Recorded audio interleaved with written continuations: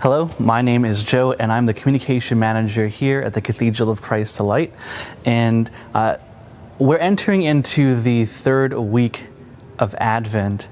And this third week, our hearts are to be opened to rejoicing in anticipation in the coming of Christ. It might be kind of hard to find things to be joyful for, especially in a time like this. And to find joy in the midst of in a pandemic and everything that we're facing, we take a look at the gospel and we see St. John the Baptist to be an example of how we can practice joy. And he gives his testimony. He testifies to the light. He testifies to Christ who is to come. And he is somebody that we should look forward to even beyond him, even beyond all the prophets that came before him. That Christ is truly the one who will fulfill all our desires. Christ is the one that we've been waiting for. Christ is the one that we've been looking for. And we should go tell people about it.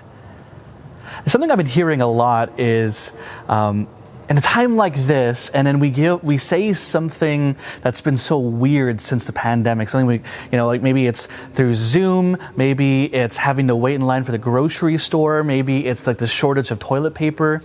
There's a lot of weird things that we've been having to experience. All those weird things aside, have we found reasons to be joyful? Hopefully that reason is Christ, because the reality is that even if we had nothing, and all we had was Christ, we should still have all the joy in the world. That's not to keep in mind everything that's been happening.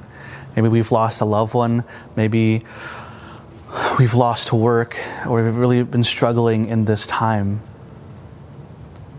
Are we the kind of Christian that if all we had was Christ, if all who we had was Christ, would we still have a reason to be joyful? Because I found that the most honest people are the most joyful people.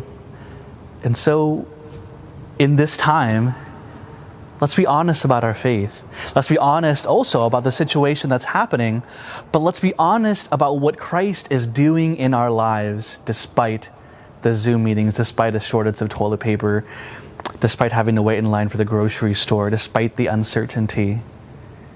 Let's be honest about our Christmas joy that is Christ who is to come. God bless you, and happy Christmas and happy Advent.